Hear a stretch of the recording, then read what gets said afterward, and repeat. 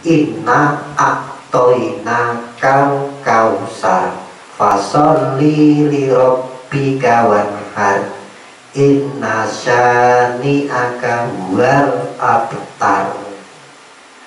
Wal abtar dikira korban itu korban. Sesungguhnya kami telah banyak memberi kenikmatan, fasoli maka terimalah dengan sholat.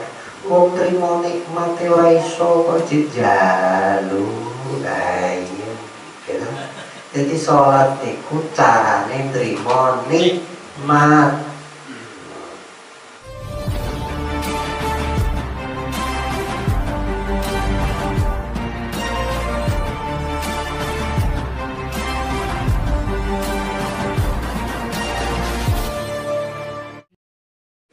Warahmatullahi wabarakatuh. Bismillahirrahmanirrahim. Alhamdulillahirabbil alamin. Inna a'toina kal kausar fasholli li rabbika wanhar inna syani'aka huwal abtar. Assalatu wassalamu ala asrafil anbiya'i wal mursalin sayyidina wa maulana Muhammadin sallallahu alaihi wasallam wa ala alihi wa ashabihi ajma'in, amma ba'du. Hadratil kiram, para alim ulama, para sesepuh, wabil khusus beliau Mursyid Thariqah Siddiqiyah yang senantiasa kami taati,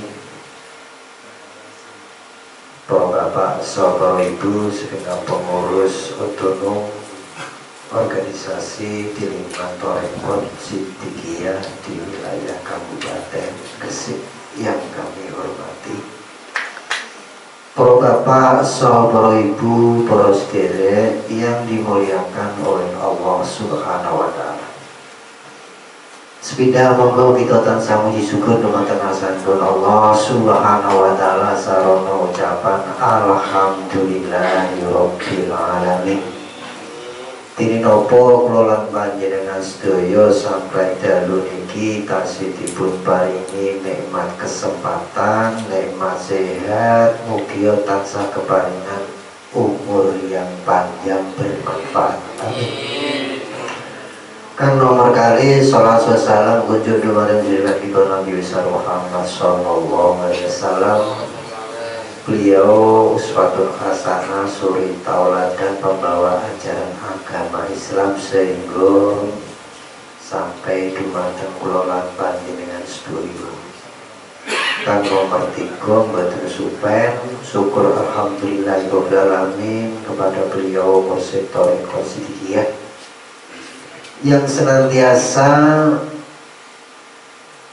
mendidik, melindungi kula lan panjenengan sedaya melalui ajaran Thariqah Siddiqiyah dengan harapan mudah-mudahan kula kali panjenengan sedaya niki estu dados manusia yang bermanfaat, menjadi hamba-hamba yang bersyukur. Para bapak, saudara ibu ingkang kula hormati, pengantuk sing boten ngantuk monggo maos janjarit kali kula nggih. Sing boten ngantuk santai mawon nggih. Punine ngeten jajarute, lagune jenengan bratosaken. Wa akhi ilahi qalba min ba'di mauti bidzikrika ya qayyum haqqan taqawamat wazidni yakinan sabitan bi kawasiqon wa tahir bihi qalbi minar ritsi wal ghalat. Monggo dibawa sarang ping 3. Apa ya? Akhi hidupkanlah hati ini ya ilahi ya. Cene boten mati sing boten ngantuk. Monggo. Bismillahirrahmanirrahim.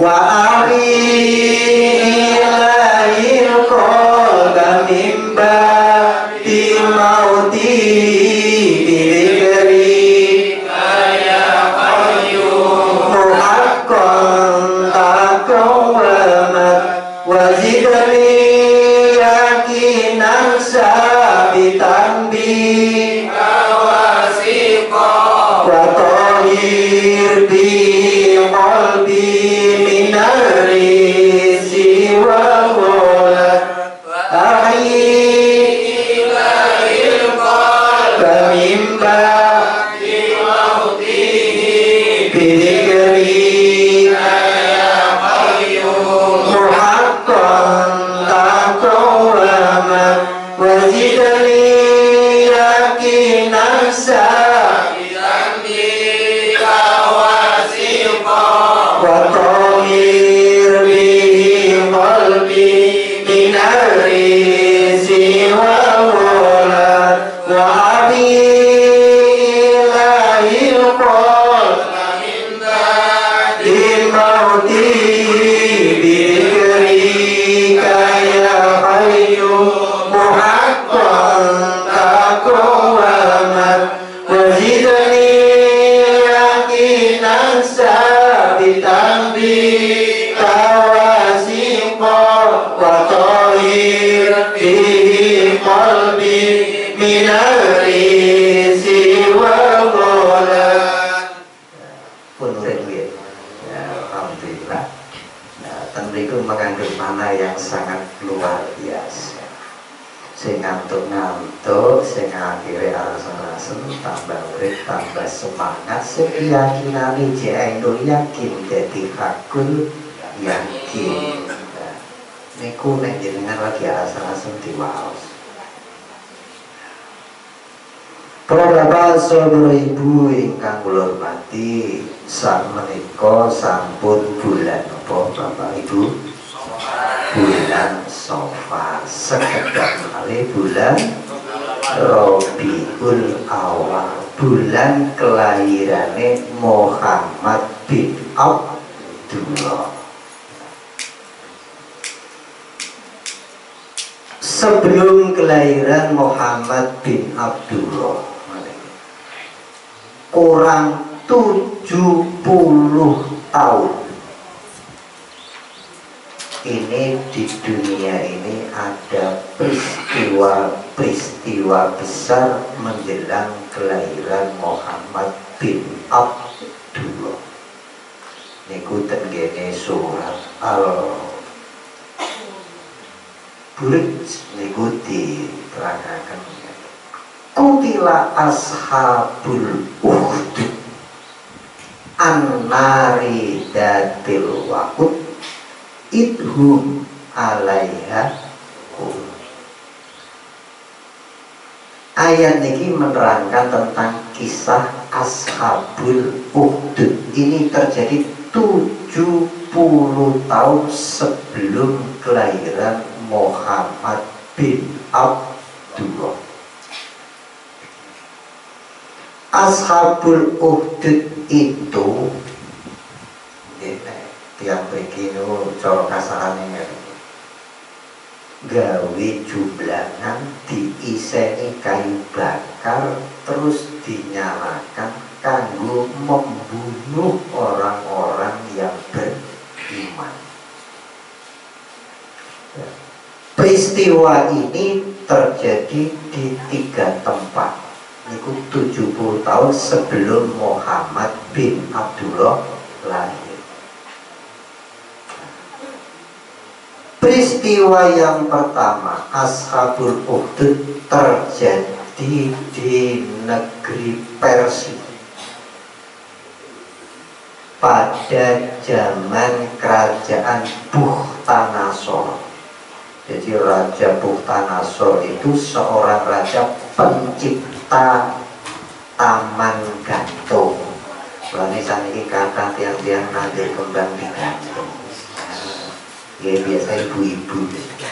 Niku peninggalane Raja Persia Bukhtanasor. Ya, tembriko terjadi gawe parit Persia. Iki gawe mateni wong-wong. Itu yang pertama. Ashabul Ukhdud yang kedua terjadi di negeri Syam.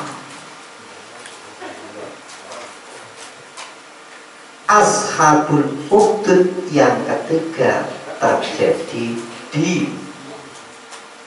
negeri Yaman. Jadi ada tiga. Satu di negeri Persia, dua di negeri Syam, tiga di negeri Yaman. Itu 70 tahun sebelum Muhammad bin Abdullah lahir. Nah, di negeri Yaman niku ada seorang raja besar. Ada seorang raja besar. Sebagian riwayat itu mengatakan raja itu agamanya Yahudi. Niku sebagian riwayat. Terus sebagian riwayat ada yang mengatakan raja itu mengaku dirinya sebagai Tuhan. Tapi mayoritas pendapat mengatakan raja itu agamanya Yahudi. Siapa namanya? Namanya niku Zar'a Dzunnuwas. Pun apa lagi? Zar'a Dzunnuwas. Nah, Raja Zar'a Dzunnuwas niku gadai seorang ahli, gadai tukang sihir yang hebat. Yang tukang sihirnya itu tidak bisa dikalahkan oleh tukang-tukang sihir lainnya. Jadi termasyhur tukang sihir yang hebat, tidak mungkin bisa dikalahkan. Itu enggak ada tukang sihir. Nah, kebetulan tukang sihir niku sampun sepuh, jadi sudah sangat tua. Akhirnya pada suatu saat sowan tenggene Baginda Raja. Sinten rajane? Zar'a Dzunnuwas. Zar'a Dzunnuwas. Akhirnya setelah sowan di hadapan Baginda Raja, menyampaikan apa yang menjadi unek-uneke tukang sihir. Tukang sihir itu menyampaikan di hadapan Baginda Raja supaya mencarikan seorang pemuda. Dicarikan seorang pemuda. Akhirnya pemuda-pemuda di seluruh negeri Yaman, di negeri Naman, di kampung Najron dicari, dikumpulkan. Kemudian setiap pemuda itu diseleksi, dites satu persatu. Tes satu persatu. Dites untuk apa? Supaya bisa mewarisi ilmu sihirnya. Karena dianggap tukang sihirnya itu sudah tua. Sudah tua. Ini 70 tahun sebelum Muhammad lahir. Dari penyeleksian itu kemudian ditemukan salah seorang pemuda, namanya Abdullah bin Samiri. Abdullah bin Samiri. Setelah ketemu, di situ diajak berunding, bermusyawarah dengan Raja Abdullah Samiri, dengan tukang sihir. Tukang sihir. Apa akhirnya? Tentuku diputusi tukang sihir itu. Setelah diputusi, tukang sihir menghendaki setiap pagi ini harus datang di rumahnya tukang sihir. Siapa namanya tukang sihir itu? Tukang sihir itu namanya Hazik. Tukang sihir namine Hazik. Pemuda namine Abdullah bin Samiri. Jadi Abdullah bin Samiri datang setiap pagi di rumahnya tukang sihir namine Hazik.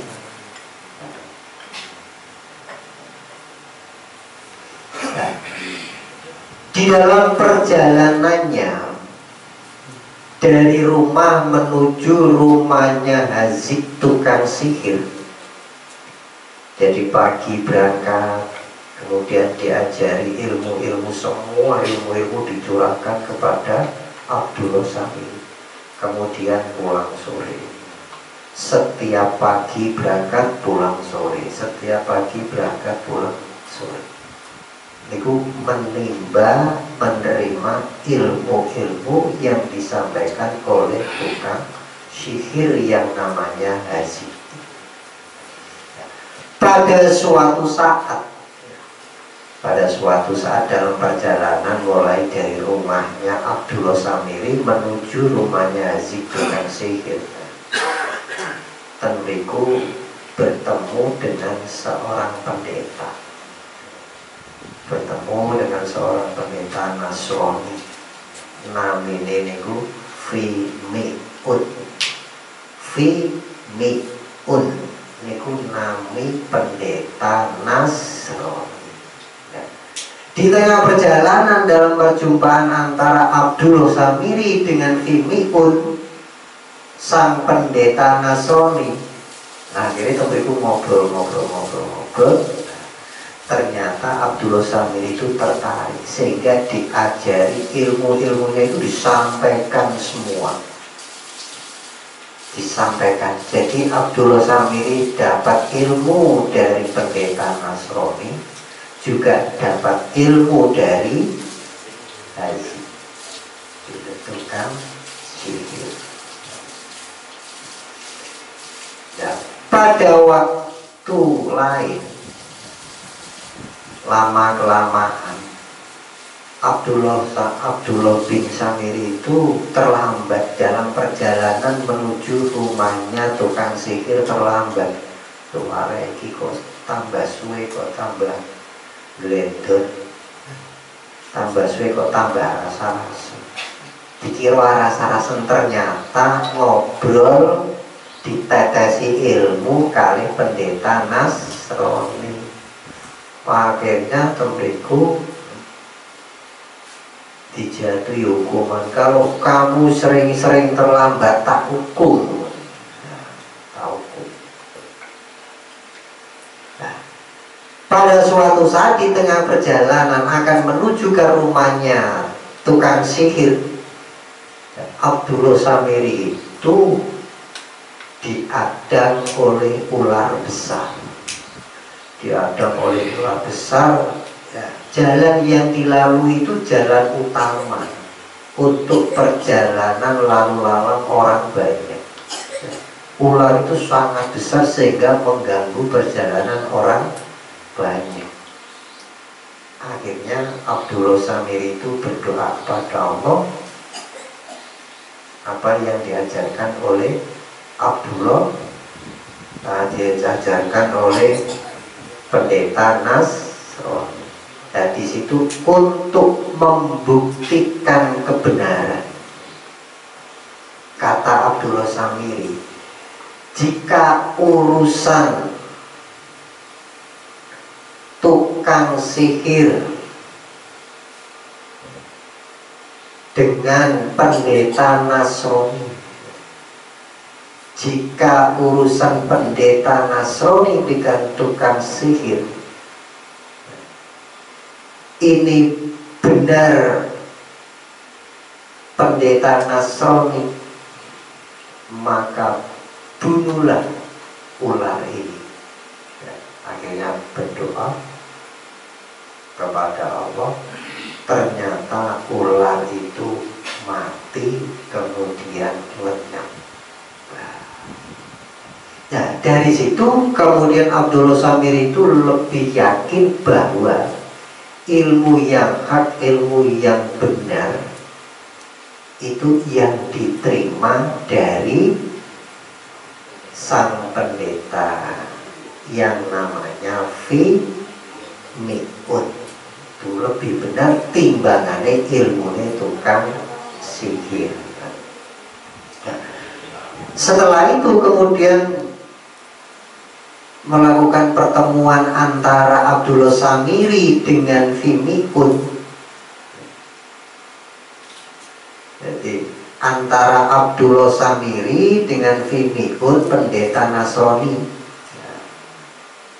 semakin yakin, kemudian semua ilmunya ditumpahkan, kemudian diberi pesan, wahai pemuda,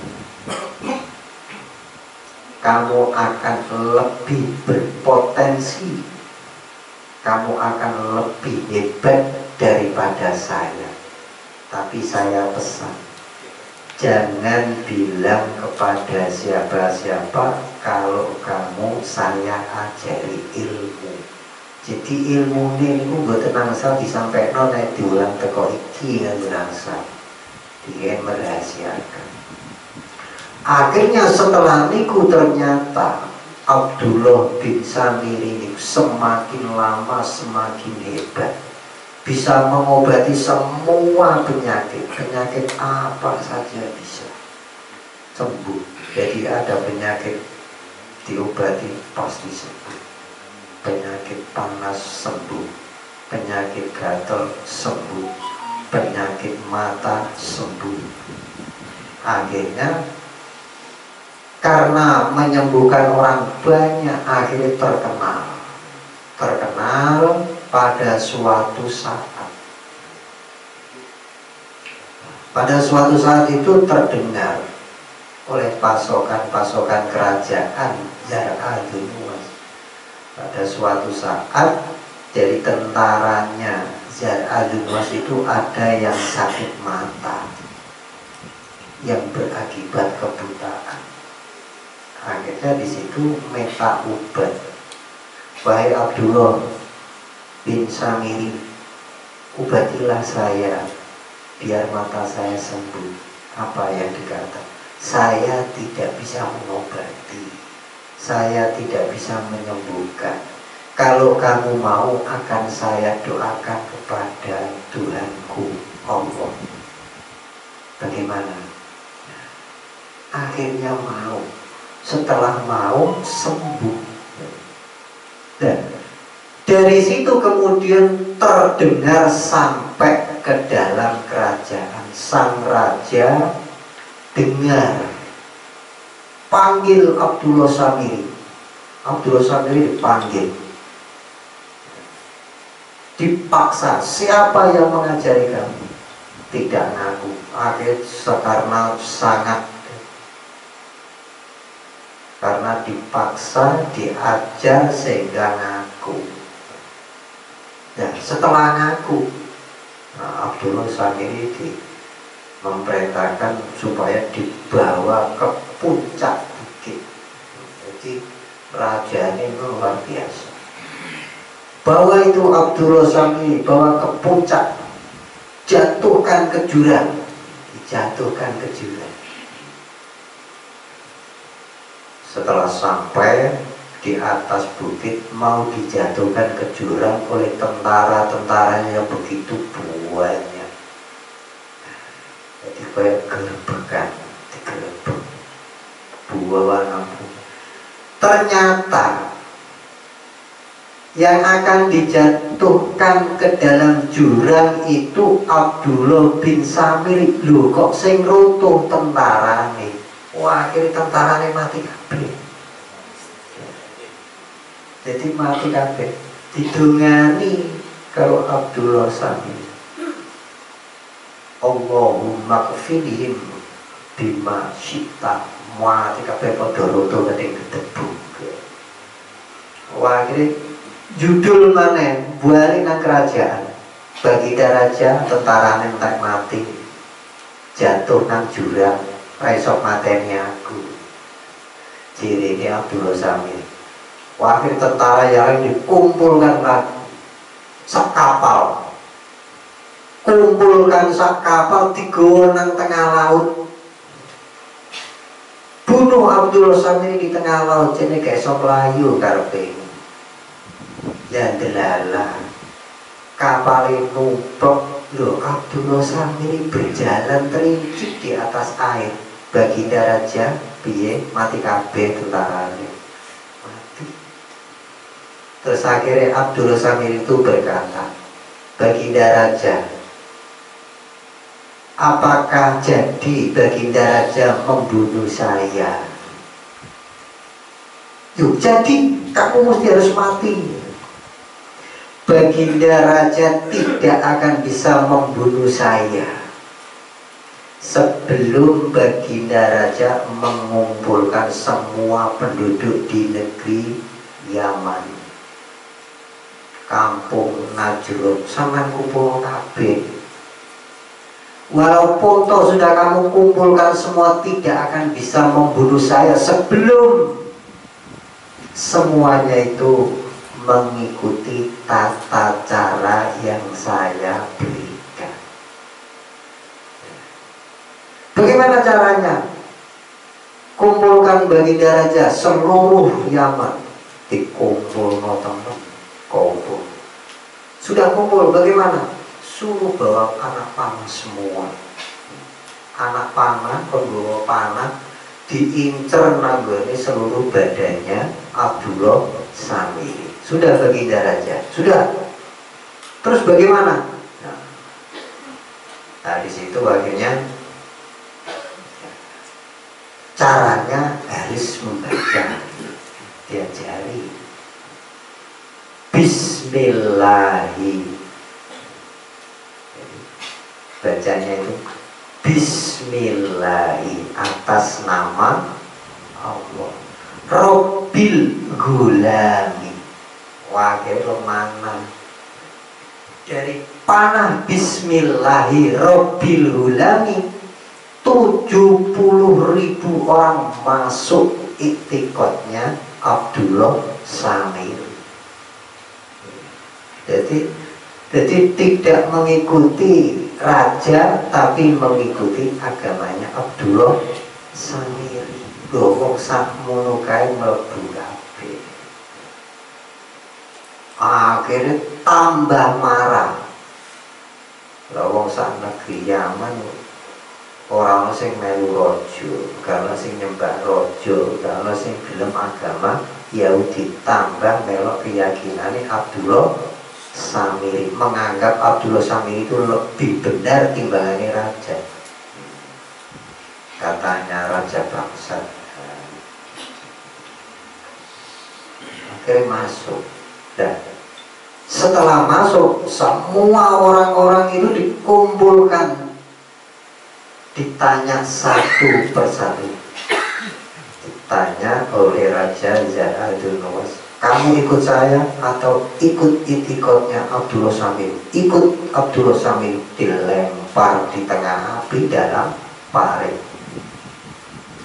Jadi berapa ribu orang dibunuh hidup-hidup, dilempar di dalam parit yang apinya sedang menyala. Delala ada salah satu sing selamat, dilempar selamat gosong kabeh sampai katoke kobo. Jadi kobo kabeh gosong. Nah, ini ada salah seorang selamat yang namanya Darwus. Jenenge Darwus, awake gosong kabeh, teko kampung Sabah.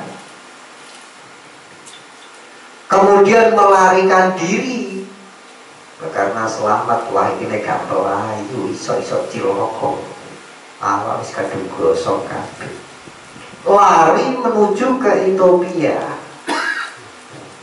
atau negara Habsyi. Ethiopia, negara Habsyi. Pada waktu itu di sana rajanya namanya Negos. Jadi rajanya itu namanya Negos. Nah, mendengar bahwa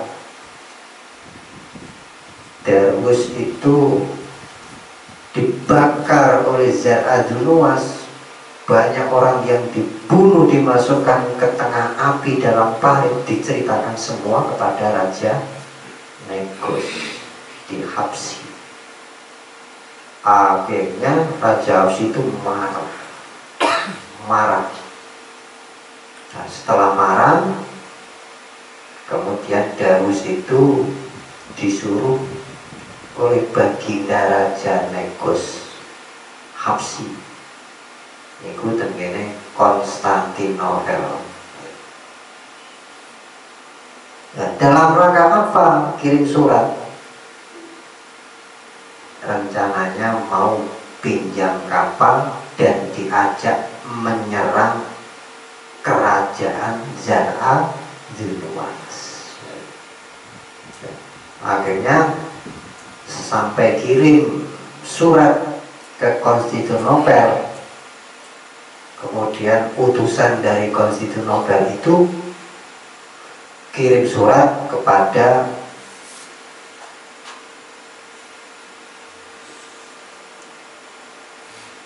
Raja Kaisar Justinian. Jadi kirim surat ke Kaisar Justinian I, diajak bersama-sama menyerang Najrun. Jadi pada waktu itu kerajaannya di wilayah Najrun, Yaman. Berhubung keduanya tidak ada kapal, akhirnya kirim surat nang Gubernur Mesir. Akhirnya dipinjami kapal oleh Gubernur Mesir, berangkat bareng-bareng nyerang kerajaan Zar'adunwas.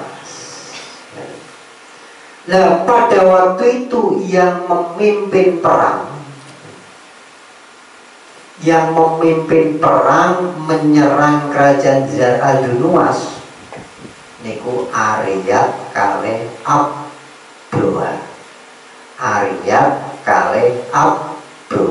Jadi Panglima Besar Ariyat, Panglima Besar Abroha. Akhirnya setelah diserang, maka Raja Negos itu pesan. Jadi sepertiga penduduk dibunuh, sepertiga penduduk dibawa dijadikan budak. Terpesenang ini. Jadi sepertiga dibunuh, sepertiga dijadikan budak. Akhirnya setelah diserang kerajaan Zar'adunwas, akhirnya Raja Dunwas terbunuh.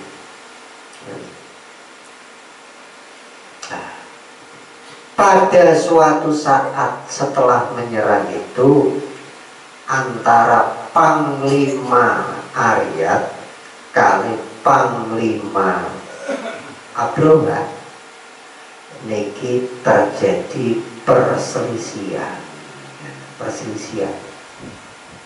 Jadi di dalam peperangan itu setelah menang terjadi perselisihan sehingga Ariyat terbunuh. Jadi perselisihan dengan Abroha sampai pada akhirnya Panglima Besar Ariyat terbunuh. Nah, setelah terbunuh di hadapan raja, di hadapan raja bagaimana supaya nanti saya ini tidak dihukum sama Baginda Raja Negus. Nah, di situ kemudian Abroha itu membangun sebuah bangunan untuk menyenangkan raja, supaya Abroha tidak dihukum karena terbunuhnya Arya. Setelah itu membangun gereja besar, ya gereja itu dibangun mirip Ka'bah, mirip Ka'bah. Ya, harapannya nanti kalau sudah dibangun pasti Baginda Raja senang. Ya, supaya orang-orang di seluruh Jazirah Arab, di wilayah Mesir, di wilayah Yaman, semua berbondong-bondong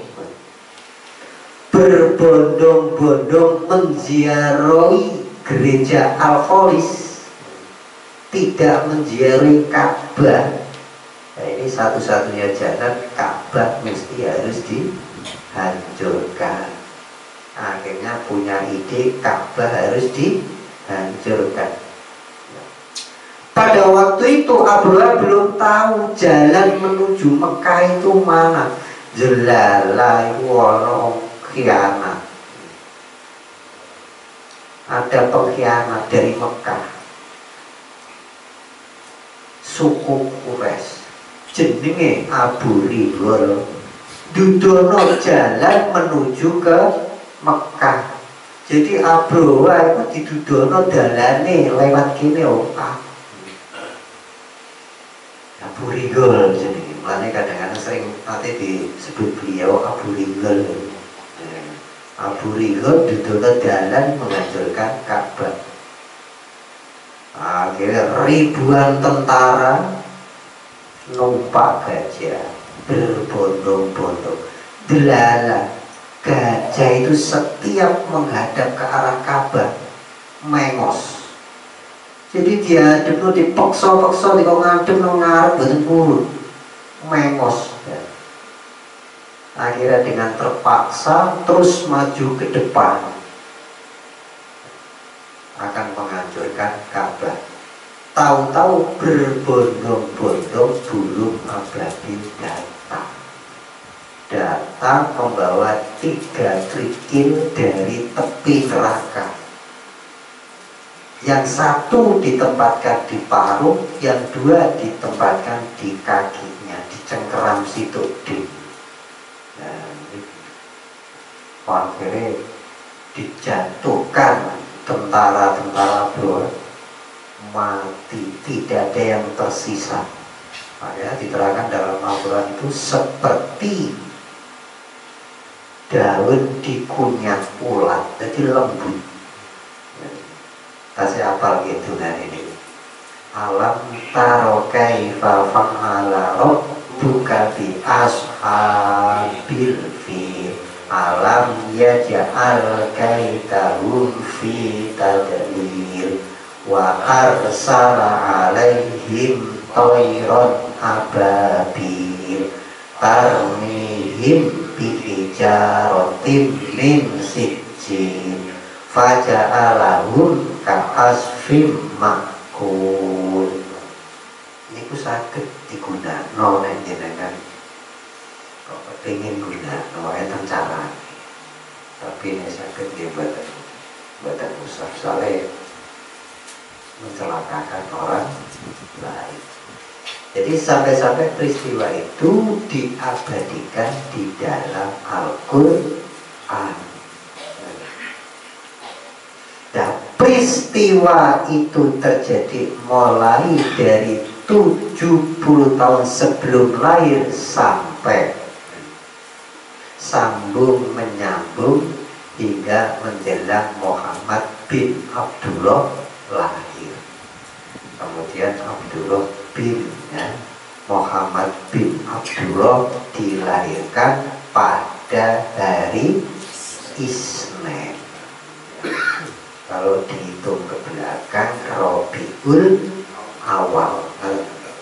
Nah, pada waktu itu karena ada peristiwa gajah, akhirnya disebut tahun gajah. Mulai dari tahun 1 gajah sampai kepada menjelang usia 40 tahun, Muhammad bin Abdullah sebelum sampai usia 40 tahun berdiam diri di dalam gua Hira selama 40 hari 40 malam di dalam gua Hira.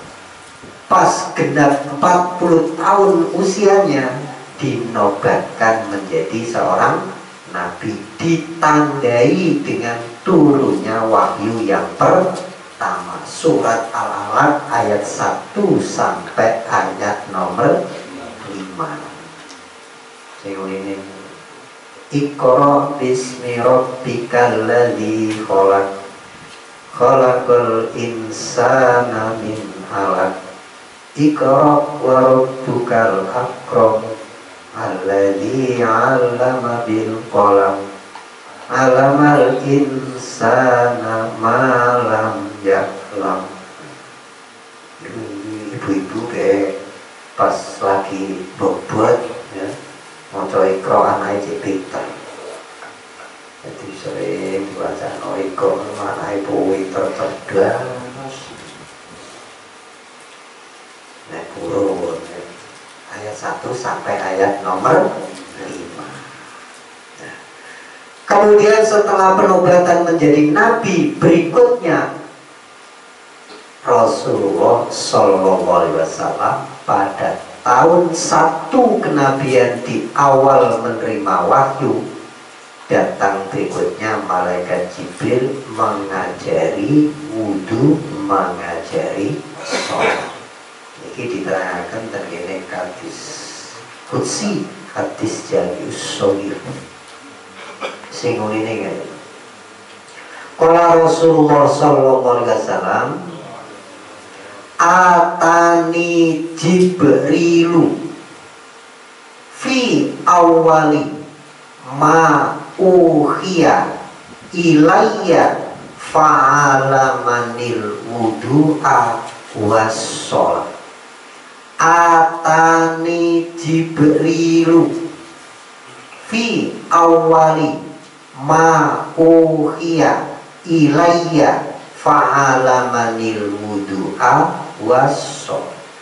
Bersabda Rasulullah SAW, telah datang kepadaku malaikat Jibril di awal aku menerima wahyu, maka aku diajari wudhu dan aku diajari sholat. Jadi perintah wudhu, perintah sholat diterima oleh Rasulullah di awal menerima wahyu. Kemudian setelah hijrah itu ada ayat turun simbol ini gitu. Ya ayyuhalladzina amanu idza kuntum ila sholati faghsilu wujuhakum wa aydiyakum ilal marafiqi wamsahu bi ru'usikum wa arjulakum ilal ka'bain. Ini ayat turun adalah menunjukkan betapa pentingnya persoalan wudhu, betapa pentingnya masalah sholat. Pramila turun malih. Jadi itu diulang supaya betul-betul diperhatikan. Gak diulang mana, gak diperhatikan. Jadi masalah wudhu, masalah sholat ini masalah yang sangat penting, maka perlu diperhatikan. Kemudian cara-cara sholat niku nggih pun diterangaken teng surat An-Nisa teng kitab-kitab hadis wonten. Ya teng surat Nisa niku innas sholata kanat alal mu'minina kitaban mauqutan. Jadi waktu mauqut itu waktu, dan ini kata sholat sing boten tepat pada waktu itu akan melenceng. Kadang-kadang wae sholat subuh kawanan, sholat subuh jam 09.00 lah. Iki cek waktune nyoba niku durung tepat waktu jero niku. Pemane enten sholat kepengin mlebu swarga kapan tekan. Sholat kepengin mlebu swarga. Pramila ten ngajeng wau pun kula waos. Inna a'toina kal kausar fasholli li rabbika wanhar inna syani'aka huwal abtar. Wal abtar dikira korban itu korban. Sesungguhnya kami telah banyak memberi kenikmatan, fasoli maka terimalah dengan sholat. Wong trimo nikmat ora iso kok dijalu. Iya. Gitu. Jadi sholat niku carane nrimo nikmat. Nek ora gelem sholat berarti ora duwe carane nrimo. Dan juga jalur raison terima ayo ucul. Jadi caranya terima nikmat itu sholat.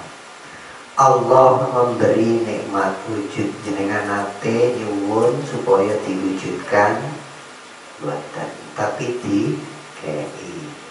Allah memberi nikmat hidup jenengan nate nyuwun buatan diparingi. Diwujudno kemudian diuripno. Setelah berhubung diuripi kali pangeran dikai kesempatan, mulai dari lahir cower sampai masuk ke liang kubur niku kesempatan. Lah kesempatan itulah yang disebut umur. Kata-kata ya Allah jenengan paringi umur panjang gawe apa? Jadi umur dawa terus digawe apa?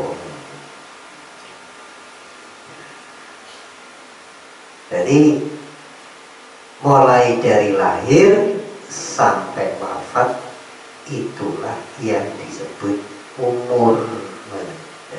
Karena manusia itu diberi nikmat kesempatan, maka di dalam kesempatan itu manusia banyak kebutuhan, diberi nikmat kebutuhan. Dan supaya kebutuhannya itu bisa dinikmati, pangeran nambahi nikmat namine nikmat sehat. Jadi kata sing lalekno nikmat sehat. Mulane kesehatan ini dijaga.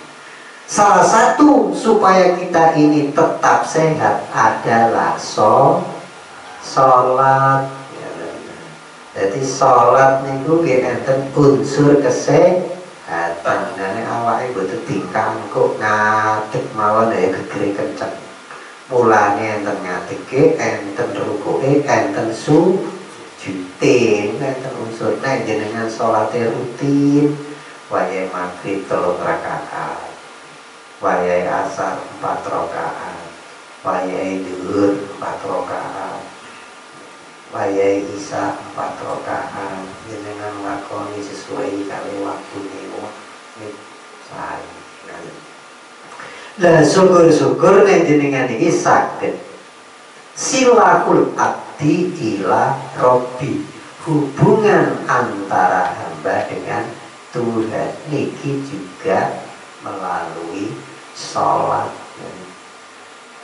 Jadi sholat itu silah hubungan.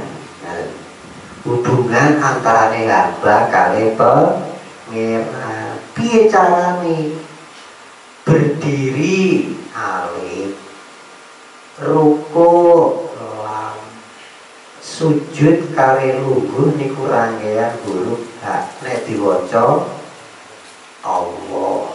Lah salat Allahu Akbar sing dieling-eling aku guru. Nah iki guru pulaan, guru nopo salat keliling pulaan. Ya niki nopo. Jadi mestine salat eling salate. Jadi hubungan antara hamba dengan Tuhan.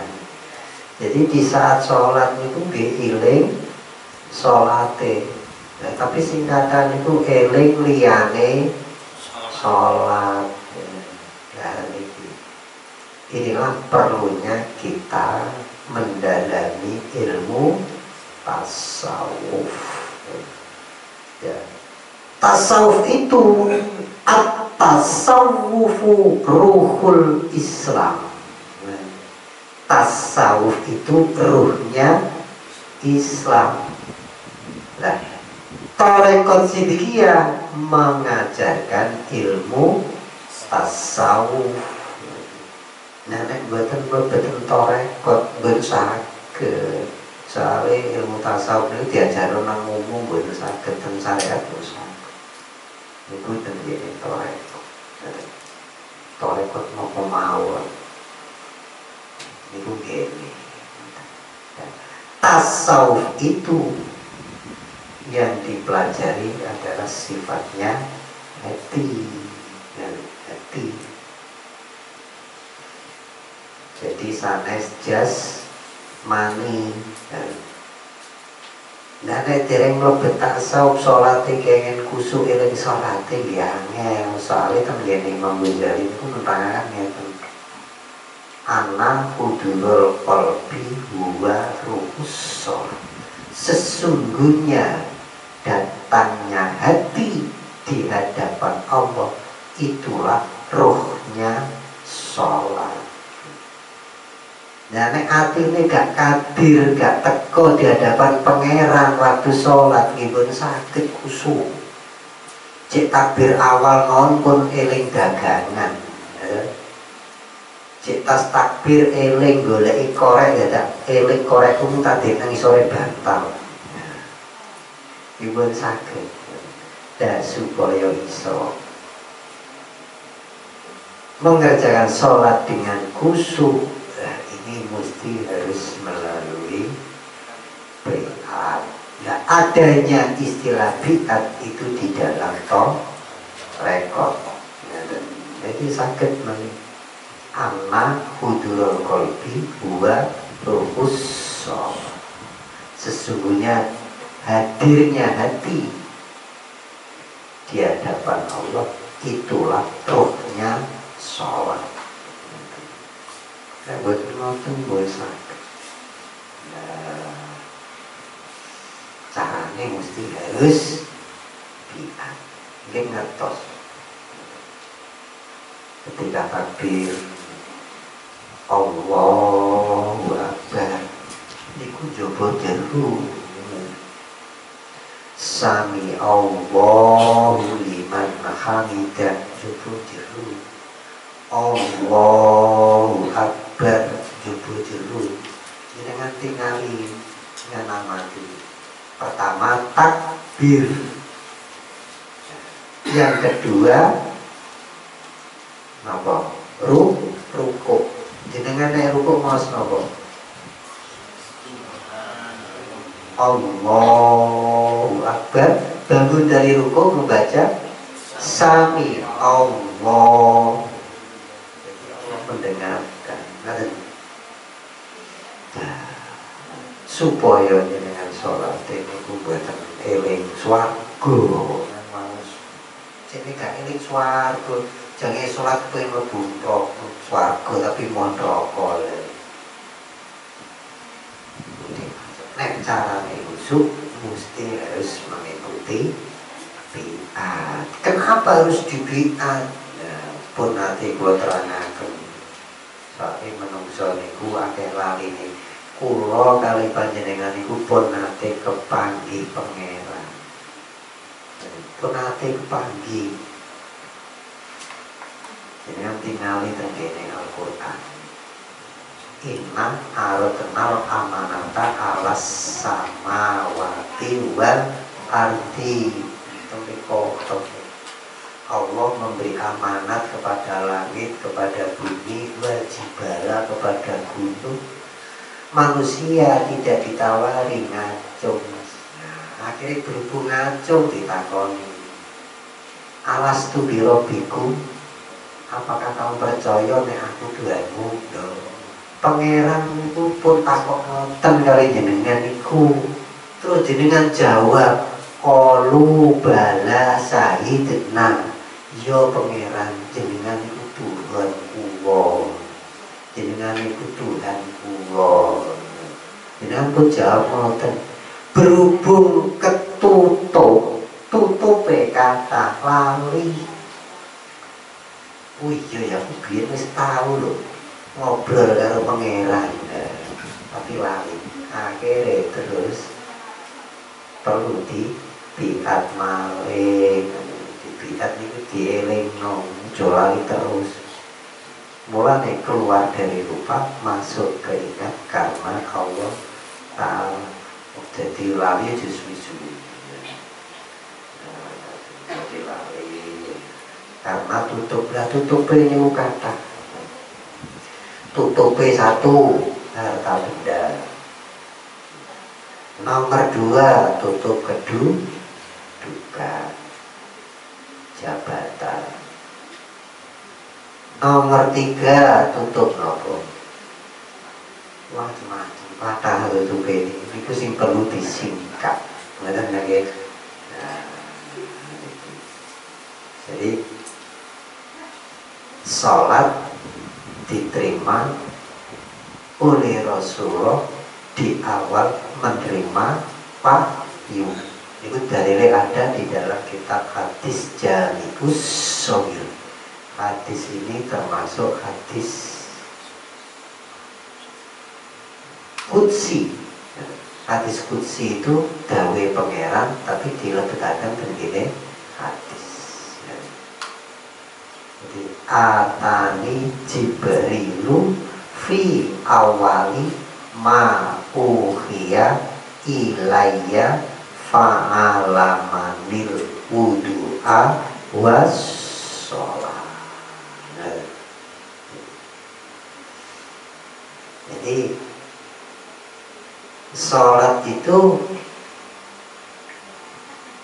diterima di awal menerima wahyu. Ini berdasarkan hadis Qudsi yang tertulis di dalam hadis Jami'us Shaghir. Bagaimana caranya kita ini bisa sholat dengan khusyuk?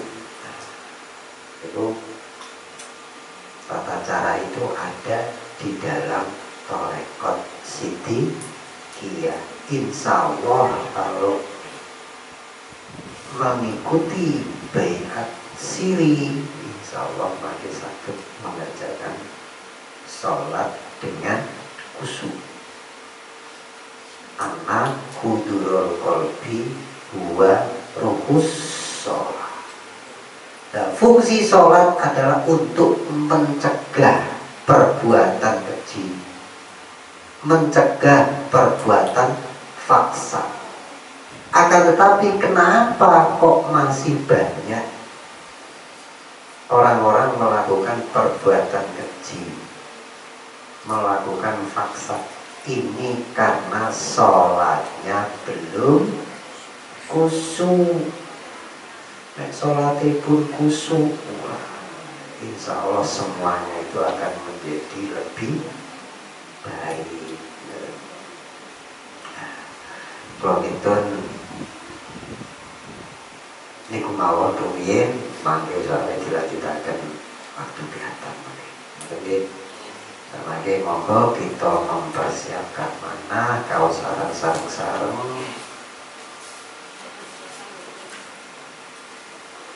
ketika kau saran monggo kita konsentrasi penuh, pikirannya dimasukkan ke dalam hati, jangan hatinya keluar ke pikiran. Jadi buatan melayang, buatan karu-karuan. Bibarakatin umul Quran syai'ul lillahi lawil fatihah. Bismillahirrahmanirrahim.